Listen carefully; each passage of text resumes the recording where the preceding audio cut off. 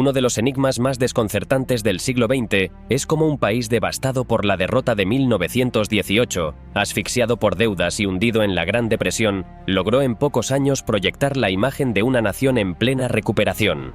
Alemania, que en 1932 contaba con más de 6 millones de desempleados y unas finanzas al borde del colapso, se transformó rápidamente en un país de aparente auge económico y férrea disciplina social. El llamado milagro económico alemán no fue fruto de una prosperidad genuina, sino de una estrategia calculada desde el poder. Los programas de empleo público y las autopistas simbolizaban modernización, pero cumplían sobre todo fines militares y propagandísticos. La reorganización del sistema financiero, el control del comercio exterior y la alianza con grandes empresas como IG Farben, Krupp o Messerschmitt consolidaron un modelo de economía dirigida, en el que las ganancias privadas dependían directamente de ajustarse a las prioridades del Estado. Con el tiempo, el rearme absorbió la mayor parte del presupuesto y tras la entrada en guerra, la supuesta prosperidad reveló su fragilidad. Aunque la industria seguía creciendo, los salarios reales quedaron congelados y el Reich continuó dependiendo de manera crítica de las importaciones de alimentos, petróleo y caucho. A ello se sumó el recurso masivo al trabajo forzado. Millones de prisioneros y civiles de los territorios ocupados pasaron a sostener, de forma brutal, gran parte del esfuerzo económico. Este documental revela no solo cuál fue el verdadero objetivo de aquel supuesto milagro, sino también cómo se gestó y se sostuvo hasta convertirse en la antesala de la mayor maquinaria bélica de Europa. La voz de Hitler y la seducción de un pueblo desesperado. El 1 de febrero de 1933, apenas 2 días después de convertirse en canciller, Adolf Hitler se dirigió por primera vez a la nación alemana. Su voz, amplificada por las ondas de radio, llegó a hogares sumidos en la desesperanza de la crisis económica más devastadora que había conocido el país. En aquellas transmisiones radiofónicas, las promesas fluían con una cadencia hipnótica. Transformar Alemania en 4 años, rescatar al campesinado de la miseria, devolver el trabajo a millones de obreros desempleados y reorganizar la administración del Estado. Todo envuelto en la promesa de una estabilidad monetaria que había eludido a la República de Weimar. Pero detrás de esas palabras cuidadosamente calculadas se ocultaba una realidad muy diferente. En los encuentros reservados con el alto mando militar, Hitler dejaba al descubierto su verdadera prioridad. La política interior debía servir a un único objetivo: preparar el terreno para el rearme. La derrota de 1918 seguía siendo una herida abierta en su pensamiento y concebía la recuperación económica no como un fin en sí mismo, sino como el medio para devolver a Alemania al escenario internacional, incluso por la vía de la confrontación armada. Las primeras semanas de gobierno estuvieron marcadas por la urgencia de consolidar el poder. Las elecciones de marzo no otorgaron a los nazis la mayoría absoluta que esperaban, pero la posterior aprobación de la ley habilitante abrió las puertas para gobernar por decreto. Con ese marco legal y el uso sistemático de la violencia contra los opositores, el nuevo régimen pudo avanzar en su agenda económica sin obstáculos parlamentarios. Los fondos heredados del gabinete anterior sirvieron como base inmediata para las primeras medidas. Una parte se destinó a infraestructuras y agricultura, otra directamente al ejército, aunque esta última partida permanecía cuidadosamente oculta en las cifras oficiales. A partir de mayo de 1933, con Hjalmar Schacht de nuevo al frente del Reichsbank, se puso en marcha el llamado programa Reinhardt, una política de créditos dirigida a proyectos de construcción y asentamientos rurales. La estrategia buscaba reducir el desempleo masivo mediante la creación de empleo público, mientras se reservaban recursos significativos para obras con valor militar. Uno de los símbolos más visibles de esta nueva era fue el inicio de la construcción de la red de autopistas, dirigida por Fritz Todt. Presentadas como motor de empleo y modernización, estas carreteras tuvieron en realidad un peso limitado en la reducción del desempleo. Su sentido principal era estratégico: crear una infraestructura que, llegado el momento, facilitaría el movimiento rápido de tropas a lo largo del territorio nacional. Los obreros que trabajaban en estas obras no podían imaginar que estaban construyendo las arterias de una futura máquina de guerra. Para el otoño de 1933, las cifras de desempleo habían comenzado a descender, aunque de manera desigual entre las diferentes regiones del país. El régimen cuidó especialmente la puesta en escena de estos logros, organizando ceremonias grandilocuentes, concentraciones multitudinarias y campañas mediáticas que mostraban un país en movimiento constante. El mensaje era inequívoco. Alemania estaba dejando atrás definitivamente la crisis que había azotado al país desde el final de la Gran Guerra. En localidades como Northeim, en la Baja Sajonia, la llamada batalla por el trabajo comenzó realmente en el otoño de 1933. El nuevo alcalde nazi, Ernst Giermann, presionó a los empresarios locales para contratar más personal, y poco después las autoridades municipales lanzaron un ambicioso plan de obras públicas.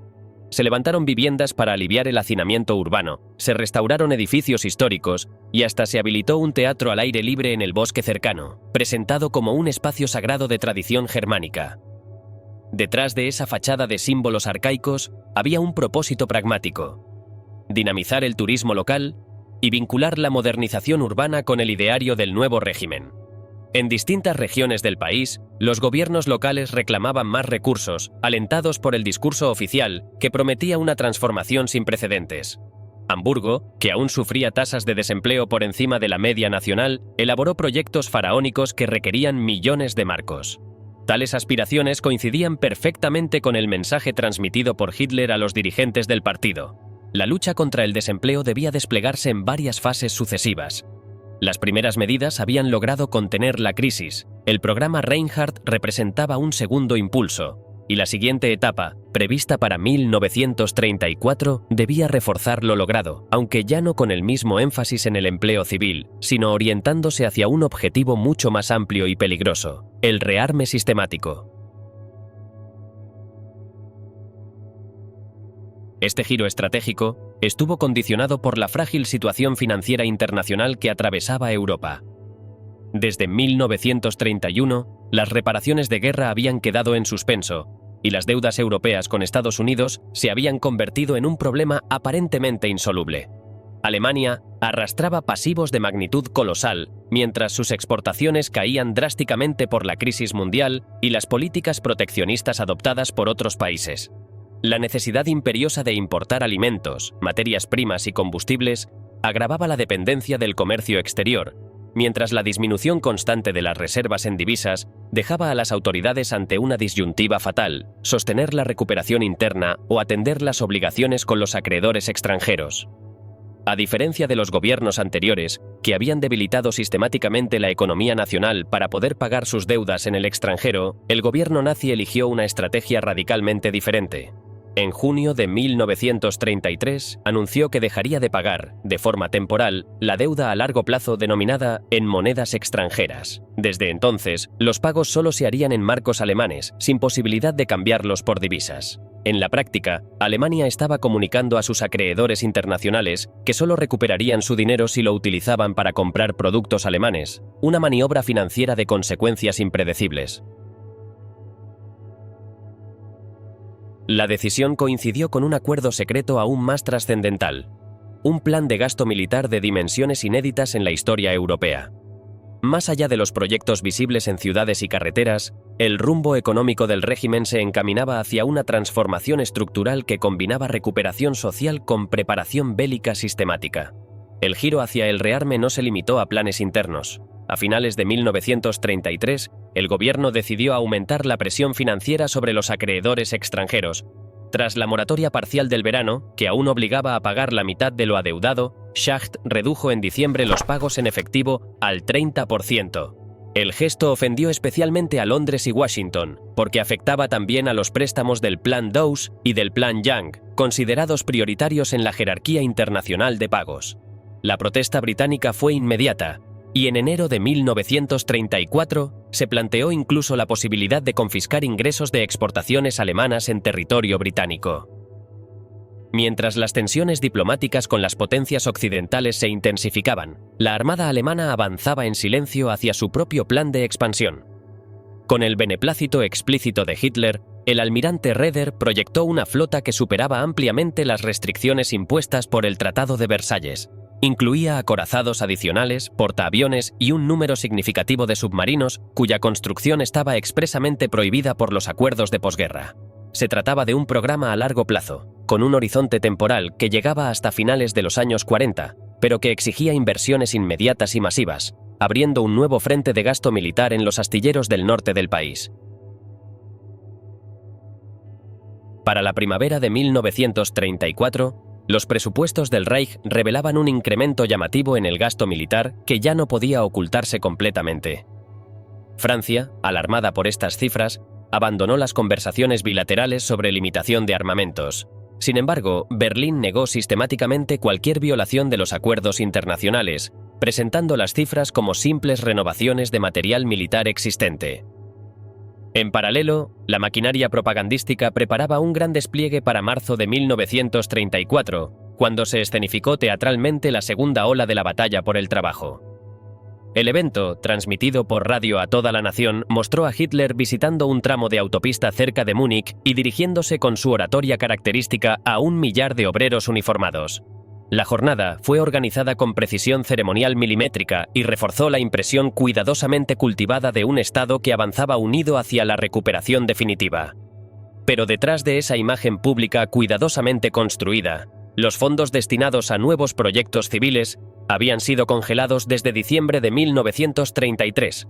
A partir de entonces, el esfuerzo económico del régimen se concentró cada vez más en la esfera militar, aunque envuelto en un relato constante de prosperidad compartida que buscaba mantener la confianza incondicional de la población.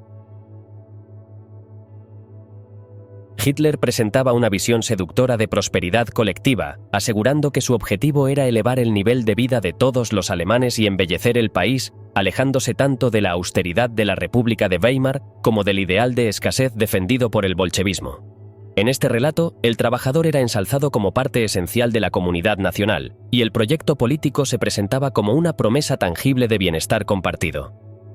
Sin embargo, esa aspiración convivía con una realidad económica mucho más limitada y sombría.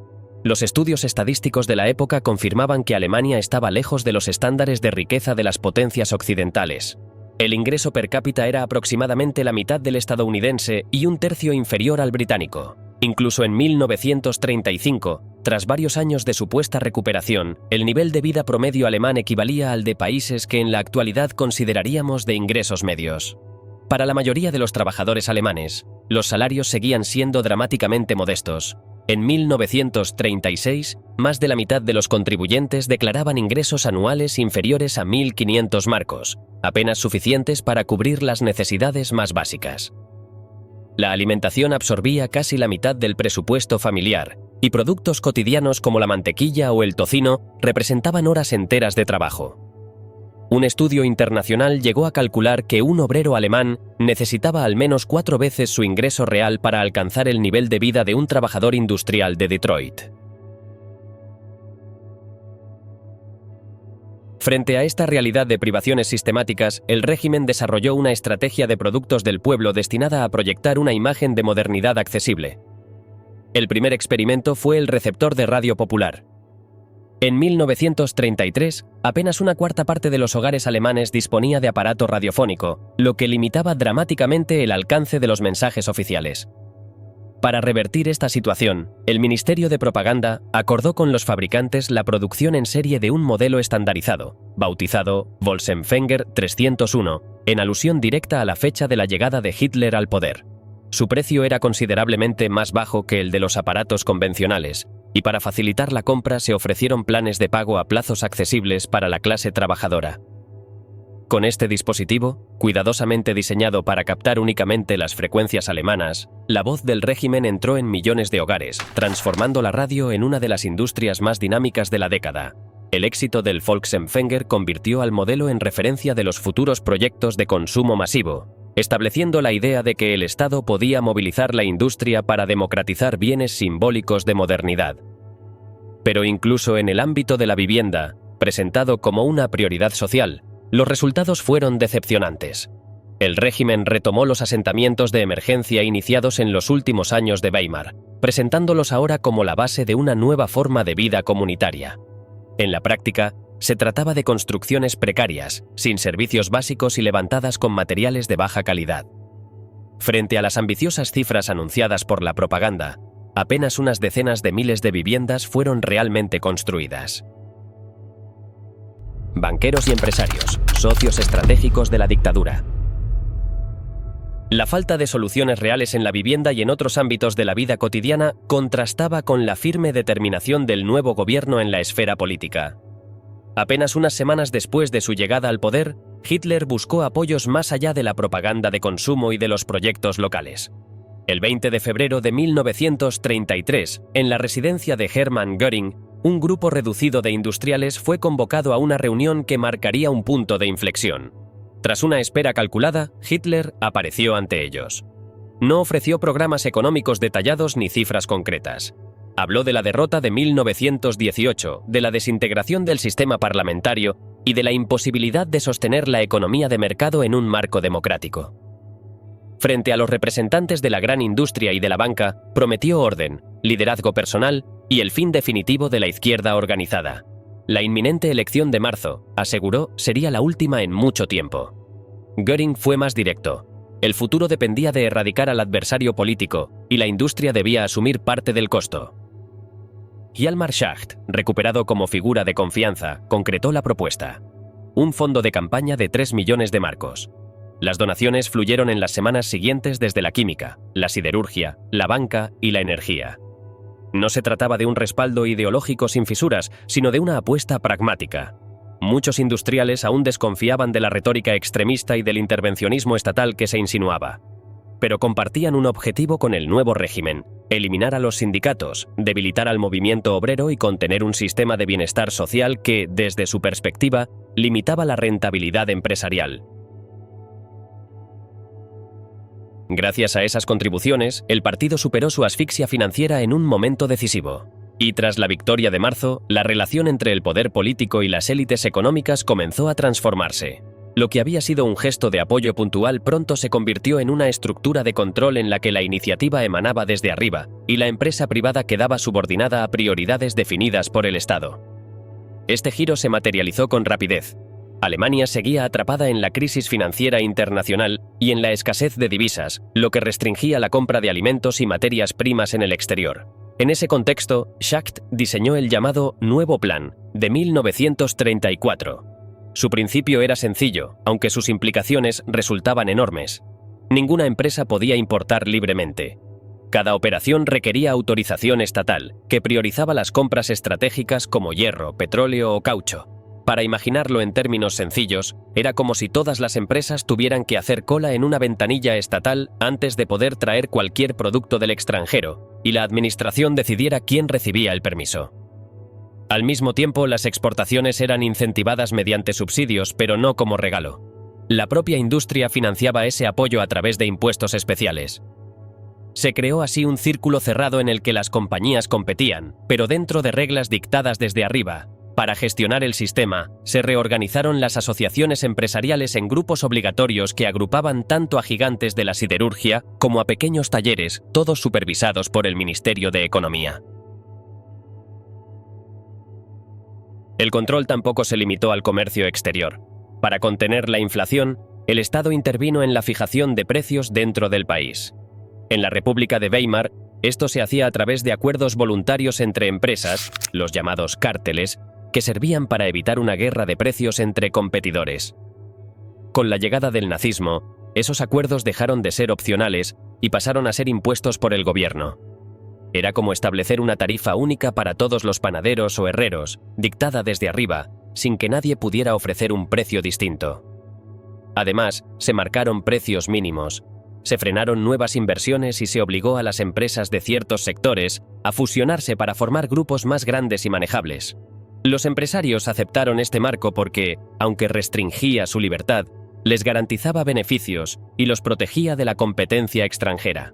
El régimen también limitó la cantidad de ganancias que podían repartirse, dirigió los préstamos hacia proyectos que interesaban al Estado y puso a los bancos bajo el control del Reichsbank, que actuaba como un supervisor central. En la práctica, los bancos seguían pareciendo privados, pero solo podían prestar dinero en las causas señaladas por el gobierno. El resultado fue un equilibrio ambiguo. Las empresas privadas perdieron gran parte de su autonomía, pero a cambio obtuvieron estabilidad y beneficios asegurados. En esa tensión se consolidó un pacto tácito: aceptar la disciplina impuesta a cambio de participar en la expansión económica del régimen. Uno de los casos más reveladores de esta integración fue la industria química. IG Farben, el gigante creado en 1925, se convirtió en el símbolo de la nueva economía dirigida. Con más de 200.000 empleados, era uno de los conglomerados privados más grandes del mundo. Sus investigaciones en fertilizantes y combustibles sintéticos la situaban en el corazón del programa autárquico. La autarquía, que buscaba la autosuficiencia nacional, respondía al temor de que Alemania quedara aislada en caso de guerra. Para visualizarlo, era como si un país en una isla intentara producir por sí mismo todo lo que necesitaba, sin depender de barcos que trajeran mercancías del exterior. El desarrollo de combustibles a partir del carbón prometía independencia energética, pero era antieconómico en un mercado mundial con petróleo barato procedente de Estados Unidos y Venezuela. El Estado resolvió esa contradicción, garantizó contratos a IG Farben y asumió los riesgos de sus inversiones. En 1933, el Ministerio de Economía respaldó la expansión de la planta de Leuna con un acuerdo que aseguraba beneficios mínimos. En 1934, Schacht reunió a industriales del carbón y el petróleo para crear Brabag, una empresa conjunta obligatoria que debía levantar nuevas plantas de carburantes sintéticos. El objetivo era claro: abastecer a la Luftwaffe y al ejército. Si la química ofrecía soluciones para reducir la dependencia energética, la siderurgia se convirtió en el otro pilar del rearme. Empresas como Krupp o Vereinigte Stahlwerke recibieron contratos para expandir su capacidad, pero bajo supervisión estatal. El régimen subvencionó la explotación de minerales nacionales, incluso de calidad inferior, para reducir importaciones. No importaba la rentabilidad inmediata. Lo esencial era asegurar el suministro de acero, imprescindible para fabricar armas, barcos y vehículos militares.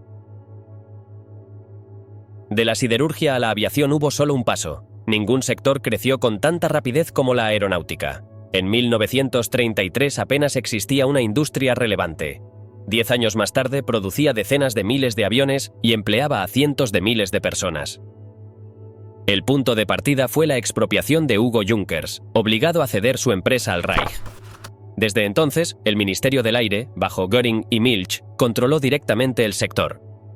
Bajo esa tutela, empresas como Messerschmitt, Heinkel y Focke-Wulf crecieron de manera meteórica. Daimler-Benz y BMW encontraron en los motores aeronáuticos un negocio más rentable que la automoción. Siemens, Bosch o Telefunken se integraron en la cadena de suministros. El Estado aseguraba contratos y eliminaba riesgos. Era como si todas las compañías constructoras de aviones trabajaran con pedidos garantizados, sin preocuparse por vender al mercado civil. La competencia se trasladaba al terreno tecnológico. ¿Quién diseñaba el mejor caza o el bombardero más eficiente? El resultado fue una industria aeronáutica formalmente privada, pero en la práctica convertida en un brazo del Estado. Incluso sectores periféricos como el textil quedaron atrapados en esta lógica. La dependencia de algodón y lana importados llevó al régimen a impulsar fibras artificiales como el rayón. IG Farben y BGF multiplicaron su capacidad, mientras empresas regionales eran agrupadas en consorcios bajo supervisión estatal. El objetivo era reducir importaciones y garantizar uniformes y tejidos para un ejército en expansión. Si desde la química y la siderurgia hasta la aviación y el textil la integración fue casi completa, el capital extranjero introdujo un matiz adicional. Filiales de Standard Oil, General Motors, Ford o ITT siguieron operando en Alemania y, en muchos casos, obtuvieron grandes beneficios. Aunque los controles cambiarios limitaban la repatriación de dividendos, estas empresas optaron por reinvertir localmente. Era una paradoja. Para recuperar sus ganancias, debían construir nuevas plantas, ampliar líneas de montaje o asociarse con compañías locales, reforzando así la infraestructura productiva del Reich. El caso de General Motors con Opel es ilustrativo. La filial estadounidense, adquirida antes de la crisis, se convirtió en uno de los mayores fabricantes de vehículos en Alemania y participó activamente en la motorización vinculada al rearme. Ford, por su parte, mantuvo operaciones relevantes en Colonia.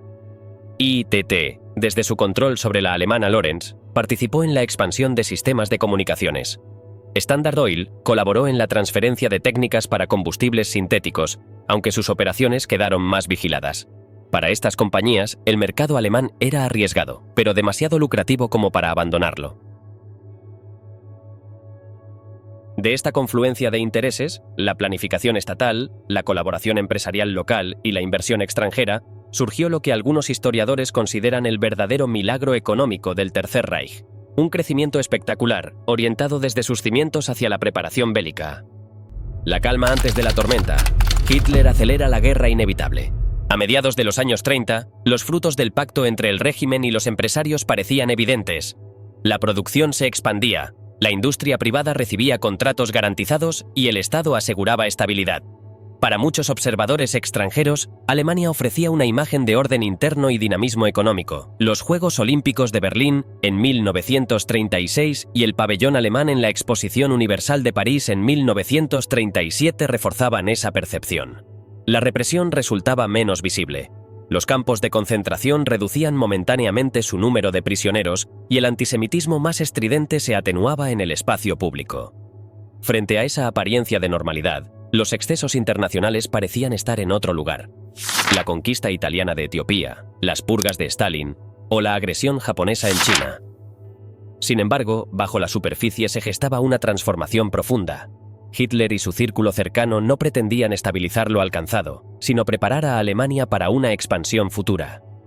La victoria del Frente Popular en Francia y la Guerra Civil Española alimentaron la convicción de que el enfrentamiento con el comunismo, concebido en la retórica conspirativa del judaísmo internacional, era inevitable. Según esa lógica, cualquier entendimiento con Londres o Washington carecía de valor. Lo prioritario era acelerar el rearme. Las cifras mostraban la magnitud de ese giro.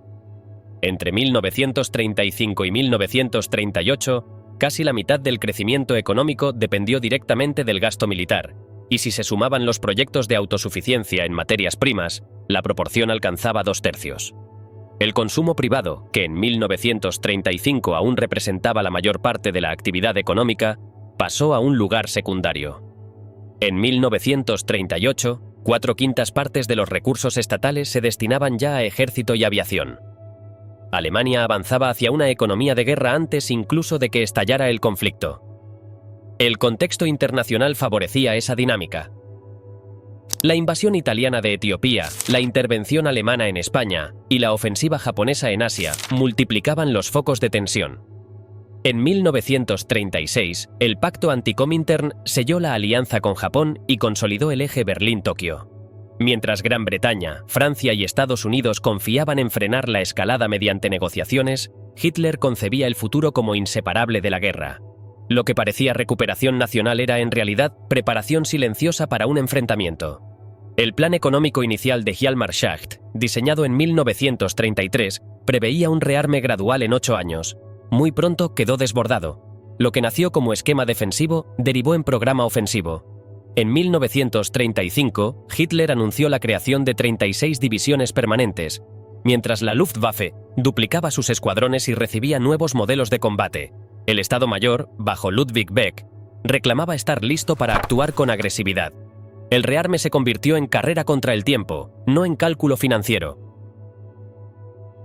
El impacto fue inmediato. El presupuesto militar de 1936 superaba lo previsto en 1933 y la demanda de acero, caucho y petróleo se duplicó en un año. Cientos de miles de empleos dependían del sector bélico, pero no existía equivalente civil. El ministro de Defensa, Werner von Blomberg, ordenó a sus fuerzas ignorar cualquier limitación presupuestaria, reduciendo a Schacht a un papel secundario. Las reservas estaban bajo mínimos. El petróleo dependía de Rumanía. El caucho apenas alcanzaba para semanas y el acero debía racionarse. La remilitarización de Renania en marzo de 1936 reforzó la confianza de Hitler y le permitió afianzar su control sobre la economía.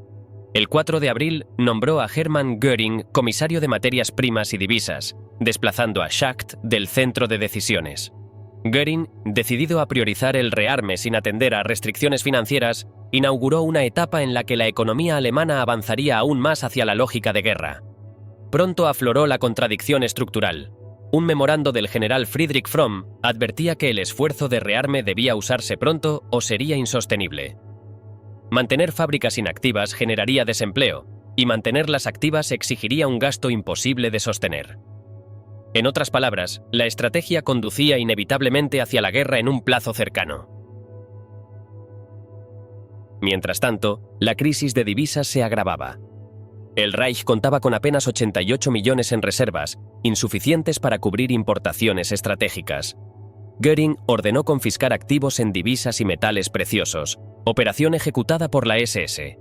Schacht se opuso, temiendo que destruyera la credibilidad de la moneda, pero la medida dio alivio inmediato. Surgieron críticas desde otros sectores. Karl Goerdeler, exalcalde de Leipzig, propuso devaluar la moneda, liberalizar controles y buscar acuerdos con Gran Bretaña y Estados Unidos. Incluso sugirió moderar algunas políticas internas para mejorar la imagen internacional. Sus advertencias fueron desechadas como derrotistas. Ese verano, Hitler redactó un memorando decisivo. Alemania debía alcanzar la autosuficiencia en materias primas y estar lista para la guerra en 4 años. El equilibrio económico quedaba subordinado a la preparación militar. Así nació el Plan Cuatrienal, que transformó toda la economía en engranaje de conflicto. El tono del documento era inequívoco. Ocultar activos equivalía a sabotaje y podía castigarse con la pena de muerte. El 9 de septiembre de 1936, Hitler anunció públicamente el Plan Cuatrienal en el Congreso de Nuremberg, presentándolo como garantía de prosperidad y empleo. En realidad, significaba convertir a Alemania en economía de guerra, en un plazo concreto. Schacht intentó promover acuerdos monetarios con Londres y París, pero su iniciativa fue bloqueada. En octubre, Göring recibió el control formal del plan, con autoridad sobre casi toda la política económica. Las prioridades quedaron fijadas: combustibles y caucho sintéticos, reducción de la dependencia del hierro extranjero y control estatal de la inversión. A comienzos de 1937, Alemania enfrentaba un desafío inmediato: estabilizar la balanza de pagos. La estrategia fue clara: estimular las exportaciones, que crecieron de 330 millones de Reichsmarks mensuales en 1935 a más de 500 en el verano de 1935-1937. El éxito era visible, pero bajo esa superficie persistían graves tensiones.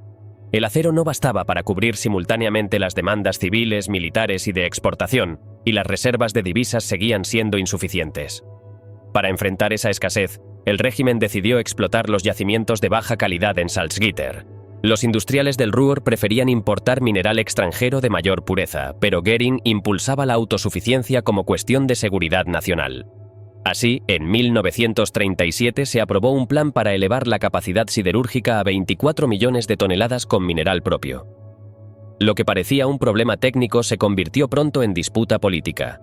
Göring fundó el Reichswerke Hermann Göring, consorcio estatal destinado a controlar minas y levantar un gran complejo siderúrgico. El Reichswerke cambió el equilibrio dentro de la industria alemana. Algunos empresarios lo veían como un exceso costoso, otros como una oportunidad estratégica en una Europa cada vez más volátil. La renuncia de Schacht al Ministerio de Economía a finales de 1937 dejó el camino libre al control directo del Plan Cuatrienal. El giro era irreversible. La economía abandonaba mecanismos de mercado para someterse a una planificación centralizada. La industria privada seguía obteniendo beneficios, pero ya no definía la dirección. Todo quedaba subordinado a una consigna: preparar al Reich para la guerra. Ese esfuerzo encontró su prueba en la primavera de 1940. El 10 de mayo comenzó la ofensiva que transformó la guerra. Mientras británicos y franceses eran atraídos hacia Bélgica y Holanda, 7 divisiones acorazadas irrumpieron por las Ardenas, un terreno considerado poco apto para tanques. En días atravesaron el río Mosa en Sedan y el 20 de mayo alcanzaban el Canal de la Mancha, cercando a más de 1 millón de soldados aliados. La evacuación en Dunkerque salvó parte del ejército británico, pero Francia quedó derrotada en apenas 6 semanas. El triunfo reforzó la convicción nazi de haber hallado un camino para superar las limitaciones de la Gran Guerra. No se trataba de superioridad técnica, los tanques franceses eran más pesados, sino de sorpresa, rapidez y concentración de fuerzas, apoyadas en una industria acelerada desde 1939. En pocos meses, la producción de tanques modernos se triplicó y centenares de blindados checos fueron añadidos. Sin embargo, la ofensiva agotó reservas, la Luftwaffe perdió cientos de aparatos y la logística estuvo al borde del colapso. Pese a esas fragilidades, las consecuencias económicas fueron inmediatas. Francia quedó reducida a potencia secundaria, mientras Bélgica, Holanda y Luxemburgo pasaban bajo control alemán. La ocupación aseguraba hierro, cobre, combustibles y una amplia red ferroviaria que reforzaba la logística. Además, un pacto con Rumanía garantizaba petróleo. En pocas semanas, el Reich parecía haber alcanzado una hegemonía continental inédita. Este dominio abrió en Berlín un debate sobre cómo organizar el nuevo orden económico. Ministerios y organismos discutían cómo integrar los territorios conquistados en un sistema capaz de rivalizar con Estados Unidos y Gran Bretaña. Para cimentarlo, el Reichsmark se impuso como moneda de referencia y en agosto de 1940 se creó un sistema de compensación multilateral. Gracias a él, Alemania podía importar sin pagar de inmediato. Los exportadores de los países ocupados cobraban de sus propios bancos centrales, mientras las cuentas quedaban pendientes en Berlín. Al terminar la guerra, esas deudas sumaban casi 30.000 millones de Reichsmarks, una cifra que en valores actuales equivaldría a más de 120.000 millones de euros. El saqueo no se limitaba a la moneda. Conglomerados como IG Farben o el Reichswerke se expandieron en sectores clave: química, siderurgia, minería, especialmente en Alsacia y Lorena. Algunas multinacionales escaparon al control trasladando sedes al extranjero, y en Bélgica, empresas como Arved conservaron cierta autonomía. Francia, en cambio, fue obligada a pagar 20 millones de Reichsmarks diarios en concepto de costes de ocupación, muy por encima del gasto real de las tropas. Bajo apariencia administrativa se escondía un sistema de expolio sistemático que financiaba la maquinaria de guerra. Sin embargo, esa aparente abundancia ocultaba problemas crecientes. El carbón, base de la industria pesada, se convirtió en un punto crítico. Tras un breve repunte, la producción cayó en 1941. Las disputas sobre su gestión mostraban la tensión entre centralización estatal y beneficios privados. La reorganización en torno a la Reichsvereinigung-Kohle no logró frenar el descenso, y el Ruhr perdió millones de toneladas en pocos meses. La raíz del problema era estructural. La minería seguía dependiendo de trabajo manual y muchos obreros cualificados habían sido reclutados. Para compensar, se alargaron jornadas y se recurrió a mano de obra forzada, prisioneros de guerra y trabajadores extranjeros, sobre todo polacos y franceses. Mal alimentados y exhaustos, su rendimiento fue bajo. El desgaste humano y la desnutrición se convirtieron en freno general para la economía. A la crisis del carbón se sumaba la alimentaria. El bloqueo británico interrumpió importaciones vitales de grano y forraje, hundiendo las cosechas en Francia, Holanda y Dinamarca. En Francia, la producción cerealera de 1940 fue menos de la mitad que en 1938. En Países Bajos y Dinamarca, los ganaderos redujeron sus rebaños para ahorrar pienso. Incluso en Alemania, las reservas acumuladas en los años 30 comenzaron a agotarse. El racionamiento intentó contener el malestar, pero las diferencias eran evidentes. Mientras en el Reich la dieta aún era aceptable, en Bélgica o Francia apenas alcanzaba 1.300 calorías diarias. El mercado negro se expandió y las protestas silenciosas revelaban la fragilidad social del nuevo orden. El combustible completaba este panorama crítico. Alemania producía gasolina sintética, pero a gran coste y en cantidades insuficientes. La ocupación de nuevos países sumaba consumidores sin reducir la dependencia del petróleo rumano. Italia, principal aliada en el Mediterráneo, dependía por completo del suministro alemán para mantener su marina. La promesa de un continente autosuficiente bajo control nazi se desmoronaba con rapidez. Así, a comienzos de 1941, la euforia militar contrastaba con la precariedad económica. La Europa ocupada no se transformó en el Lebensraum prometido, sino en un conjunto de economías debilitadas, sometidas al bloqueo y al saqueo. Alemania podía extraer recursos, pero no construir un sistema estable y autosuficiente. Su dependencia de los suministros soviéticos de grano, petróleo y minerales era más evidente que nunca. Esa vulnerabilidad acabaría marcando las decisiones estratégicas de Hitler en los meses siguientes. General Plan Ost: redibujar Europa con sangre y acero. Al finalizar 1940, Alemania parecía haber alcanzado un dominio incontestable sobre el continente europeo. Francia había sido derrotada en pocas semanas, la mayor parte de Europa Central se encontraba bajo su control y los ejércitos del Reich ocupaban territorios desde el Atlántico hasta el Mar Negro. Sin embargo, tras la apariencia de invencibilidad se escondían fragilidades estructurales que pronto se harían visibles. La economía alemana, pese a sus avances, dependía cada vez más de las importaciones procedentes de la Unión Soviética, granos, combustibles y materias primas sin las cuales el esfuerzo bélico difícilmente podía sostenerse. Esta dependencia resultaba incómoda para Hitler y su círculo cercano, pues la supervivencia del Reich parecía atada a la cooperación con el mismo Estado que representaba, en su visión, el enemigo ideológico por excelencia, el bolchevismo. De ahí surgió la convicción de que la única salida posible era una ofensiva hacia el este. La idea no se limitaba a asegurar recursos inmediatos, sino a dar cumplimiento a un proyecto que Hitler había esbozado desde los años 20. Conquistar el espacio vital en los territorios soviéticos y convertirlos en la base material del futuro imperio alemán. La operación prevista, que con el tiempo recibiría el nombre de Barbarroja, se concibió desde su origen no solo como una campaña militar, sino como una guerra de conquista, colonización y exterminio. El razonamiento estratégico de Hitler combinaba la urgencia con la ambición. A finales de 1940, la entrada de Estados Unidos en la carrera armamentística ya era un hecho tangible. Aunque todavía neutral, Washington incrementaba su producción militar a un ritmo vertiginoso y empezaba a suministrar material a Gran Bretaña. Alemania, con una economía menos diversificada y sometida a bloqueos, sabía que el tiempo jugaba en su contra. Para evitar que la balanza global se inclinara de forma irreversible hacia los aliados occidentales, el Reich debía actuar de inmediato.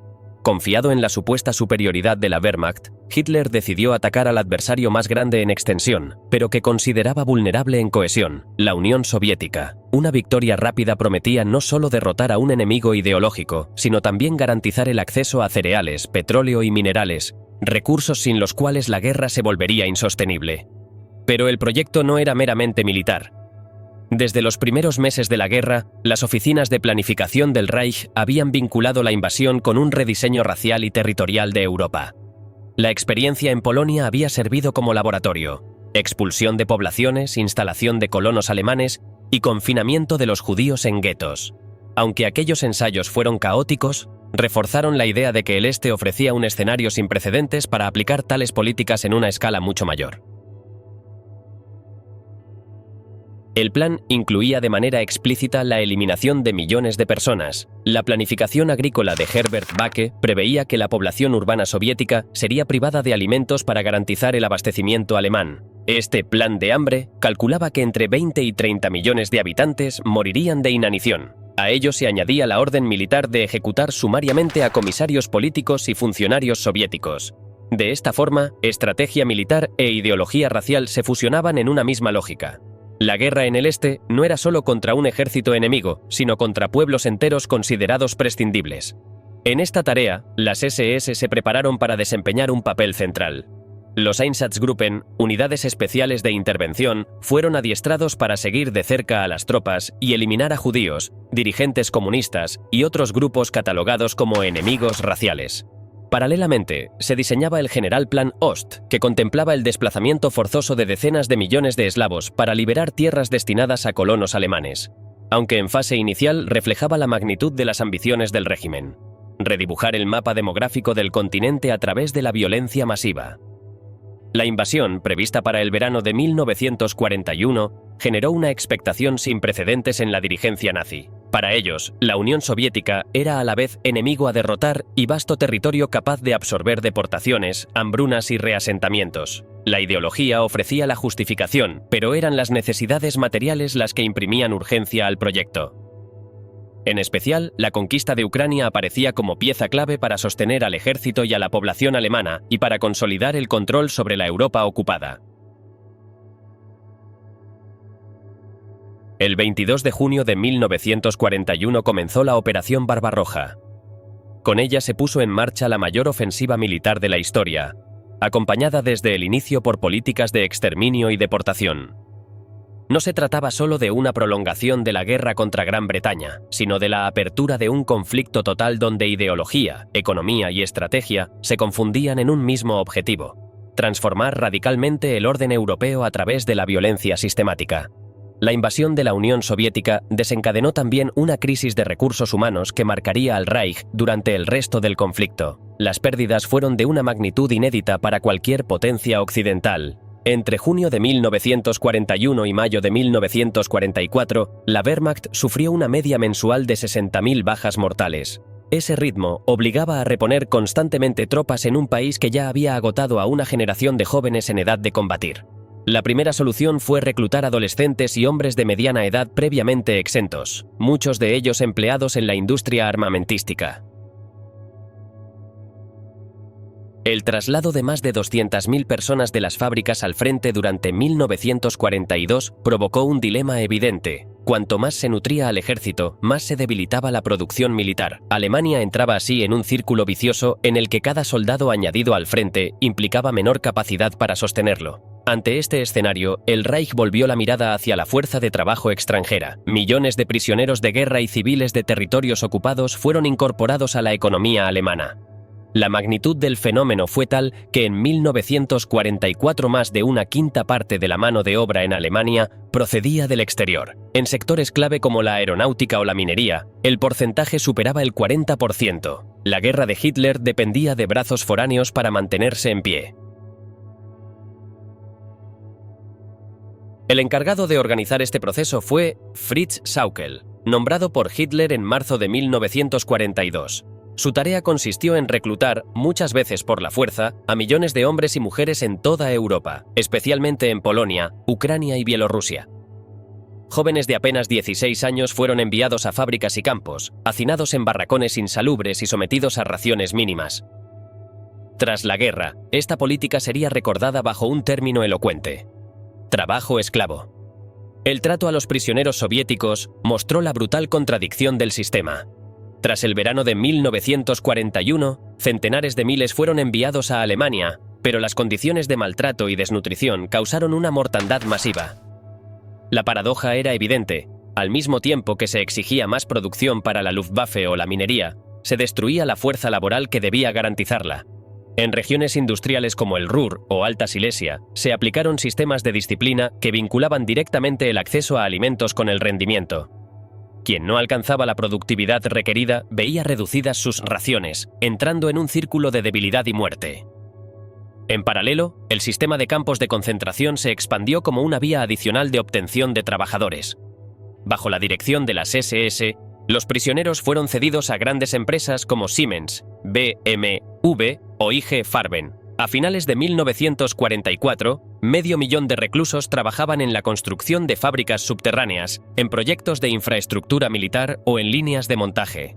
El concepto de destrucción mediante el trabajo condensaba la lógica del régimen: la vida humana como recurso desechable. El contraste entre necesidades económicas e ideología racial definió la política laboral durante Barbarroja. La explotación de millones de europeos se convirtió en pilar del esfuerzo bélico, incluso cuando el mismo régimen aniquilaba a comunidades enteras que podrían haber contribuido a él. Esa contradicción entre exterminio y producción se intensificaría conforme la guerra avanzaba y las exigencias materiales del Reich crecían sin freno. Mientras la guerra en el este desbordaba todos los cálculos iniciales, la cuestión del trabajo forzado y del suministro de alimentos se convirtió en núcleo de la economía alemana. Los campos de concentración, diseñados en los años 30 como espacios de represión, pasaron a funcionar como reservas de mano de obra. Para las empresas, el flujo constante de prisioneros proporcionado por la SS representaba una ventaja frente a la escasez general. La esperanza de vida de esos reclusos se reducía a unos pocos meses de agotamiento, pero podían ser reemplazados sin cesar. A ojos de las compañías, los prisioneros no eran individuos, sino unidades de fuerza laboral sustituibles. La SS garantizaba ese suministro, descartando a los que perdían productividad y enviando nuevos en su lugar. Algunas empresas incluso negociaron suplementos alimenticios para los reclusos, no por compasión, sino para prolongar su utilidad. Auschwitz, con su gigantesco complejo industrial ligado a IG Farben, se convirtió en emblema de esta lógica. El sistema, sin embargo, generaba tensiones. Los castigos públicos en las fábricas producían desmoralización entre trabajadores alemanes y extranjeros, por lo que muchas empresas pidieron que los castigos se aplicaran dentro de los campos, lejos de las cadenas de montaje. Con el tiempo, las propias SS reconocieron que la brutalidad absoluta era contraproducente. La mortalidad era tan alta que resultaba imposible sostener los cupos de trabajadores. A partir de 1942 se introdujeron raciones algo mayores y mínimas recompensas, como tabaco o alimentos, para prolongar la vida útil del recluso. La mortalidad descendió, aunque nunca dejó de ser altísima. Los balances económicos muestran la paradoja del sistema. En la construcción, donde se empleaba la mayoría de la mano de obra concentracionaria, la productividad era baja y el coste de reposición alto. Sin embargo, en proyectos industriales concretos, como la perforación de túneles en Austria, el uso de prisioneros resultaba rentable gracias a los bajos salarios nominales y a la presión del Estado, que absorbía parte de los costes. La política alimentaria reforzó aún más la conexión entre exterminio y economía. En 1941, el Plan del Hambre había propuesto dejar morir de inanición a decenas de millones de soviéticos. Lo que parecía un exceso ideológico se convirtió pronto en cálculo pragmático. La escasez de grano en el Reich llevó a Herbert Back y a otros dirigentes a priorizar el alimento para soldados y para los trabajadores considerados imprescindibles. El espejismo del milagro aéreo, Speer y la última apuesta del Reich. Las ilusiones de confianza proyectadas en el verano de 1942 pronto se disiparon. El avance hacia el Cáucaso no trajo el petróleo prometido, y la batalla de Stalingrado selló un punto de inflexión que ningún discurso podía maquillar. El régimen buscó recomponer la imagen de control recurriendo a nuevas fórmulas organizativas y a la propaganda de un supuesto milagro armamentístico, capaz de sostener la moral en el frente y en la retaguardia. Pero en paralelo, la Luftwaffe comenzaba a ceder ante el poder aéreo angloamericano, y el dilema de la producción alcanzaba un nivel crítico. El año 1943 dejó cicatrices imborrables. Kursk marcó el final de la iniciativa alemana en el este. En el Mediterráneo, la caída de Mussolini y el desembarco aliado en Italia revelaban la fragilidad del eje. Y en el aire, los bombardeos sobre Hamburgo y Berlín trasladaban la guerra al corazón mismo del Reich. Durante un breve lapso, la maquinaria propagandística recuperó la iniciativa. Speer organizó conferencias sobre la reconstrucción de posguerra, mientras generales alemanes insistían en que la inmensidad soviética seguía ofreciendo un colchón defensivo. Solo una amenaza aparecía como letal: los campos petrolíferos de Rumanía, vitales para mantener en marcha a la Wehrmacht. Esa vulnerabilidad quedó expuesta con la ofensiva soviética del invierno de 1943 a 1944. En pocos meses, el Ejército Rojo cruzó el Dnieper y empujó a los alemanes hacia el oeste. Al mismo tiempo, aparecieron los cazas Mustang P-51 con depósitos auxiliares, capaces de escoltar bombarderos hasta el corazón del Reich. Lo que había sido un pulso desigual se convirtió en una sangría. La Semana Grande de febrero de 1944 aceleró el desastre. La Luftwaffe perdió a muchos de sus pilotos veteranos y casi la mitad de sus cazas. La respuesta fue radical. El Ministerio de Armamento absorbió la producción aérea y nació el Jägerstab, un organismo con poderes excepcionales. Speer, debilitado por problemas de salud, delegó el control cotidiano en Erhard Milch y Karl Otto Saur. Bajo su mando se aplicaron incentivos para obreros alemanes y, al mismo tiempo, un uso masivo de trabajo forzado. Decenas de miles de prisioneros fueron enviados a fábricas y túneles subterráneos, donde la esperanza de vida rara vez superaba unos meses. Las cifras parecieron dar la razón al régimen. Entre febrero y septiembre de 1944, la producción de aviones casi se triplicó. Sin embargo, ese repunte se sustentaba en una trampa. La obsesión por la cantidad multiplicó modelos ya obsoletos como el Me-109 o el FW-190, incapaces de igualar a los cazas aliados más modernos. El supuesto milagro descansaba menos en la innovación industrial que en la explotación extrema de recursos humanos y materiales. La aparente recuperación no ocultaba la magnitud de la crisis. En la primavera de 1944, Speer reapareció decidido a reforzar la imagen de su ministerio como columna vertebral del esfuerzo bélico. Desde mayo, lanzó una campaña propagandística que exaltaba logros que rara vez se materializaban. Los submarinos Mark XXI, por ejemplo, no entrarían en combate hasta 1945. El punto culminante fue la conferencia de Linz, en junio. Durante 3 días, Speer reunió a los responsables de la economía de guerra y presentó estadísticas que dibujaban un panorama de éxito. Hitler asistió en persona y ofreció su último discurso público, redactado en gran parte por Speer, un llamado a sacrificarlo todo en nombre de la victoria.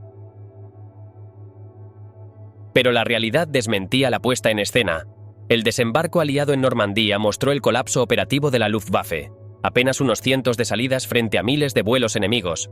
En el este, la operación Bagration aniquiló al grupo de ejércitos centro y permitió al Ejército Rojo liberar Minsk y avanzar hasta Polonia.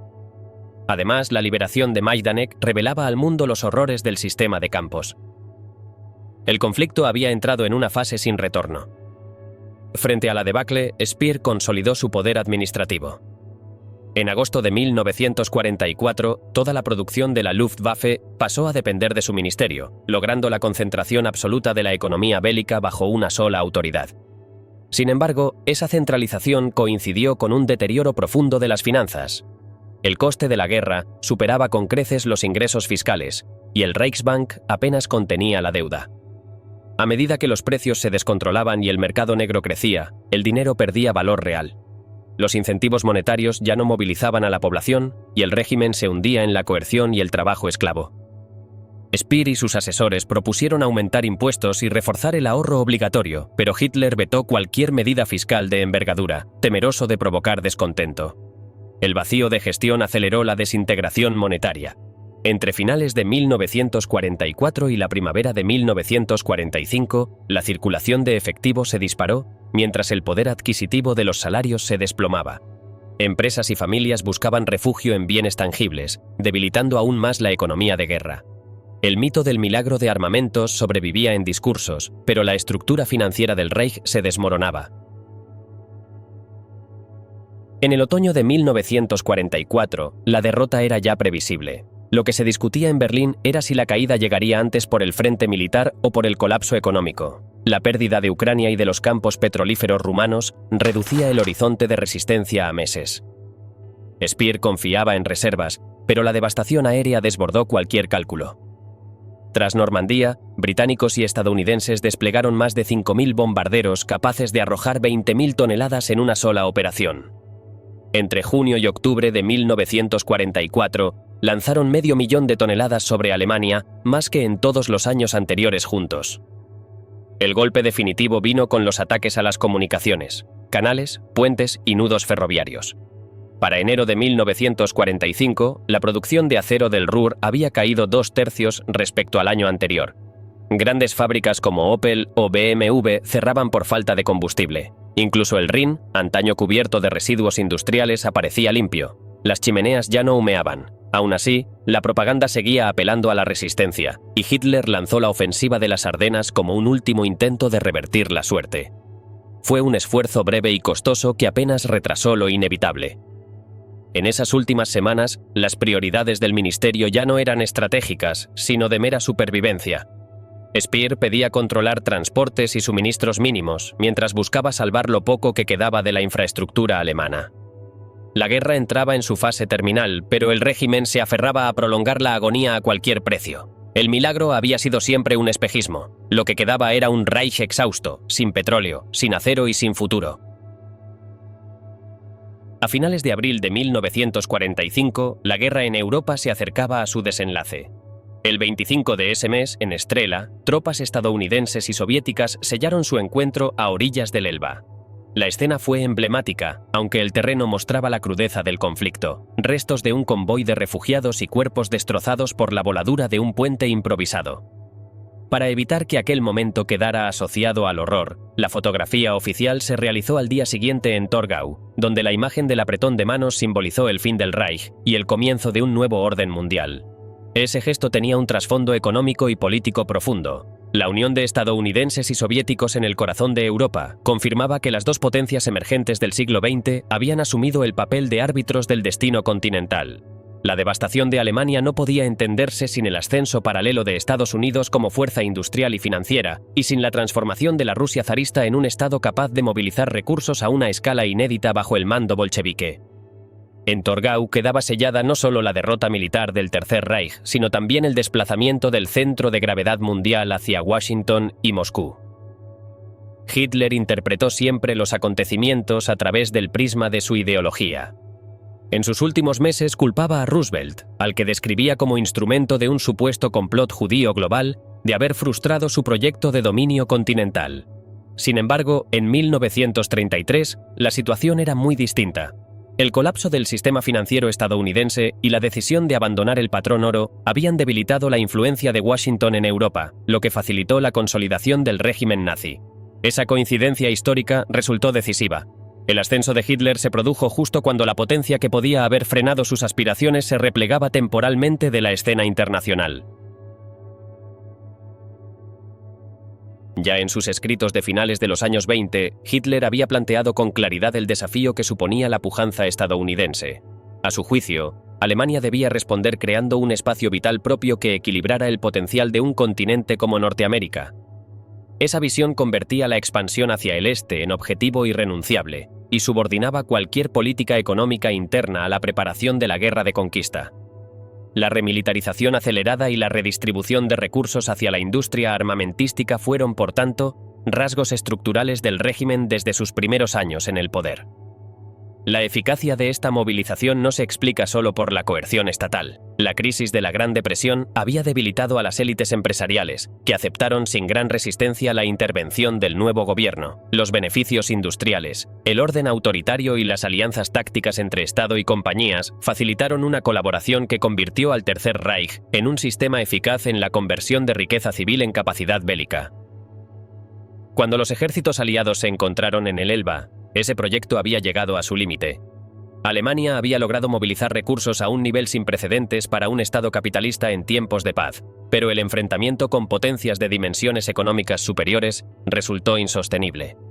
Lo que había comenzado como un experimento de militarización acelerada desembocaba ahora en la ruina total del país. El llamado milagro económico alemán fue menos un resurgir genuino que una maquinaria orientada al rearme. Desde los primeros programas de empleo hasta la economía de guerra total, la aparente prosperidad se sustentó en deuda, coerción, expolio y trabajo forzado. El régimen logró movilizar recursos civiles hacia fines militares con una eficacia inédita, pero ese mismo diseño reveló su límite al enfrentar potencias de mayor escala como Estados Unidos y la URSS. El colapso de 1945 demostró que el milagro no era sostenible. Alemania había hipotecado su futuro en una estrategia que solo podía conducir a la ruina.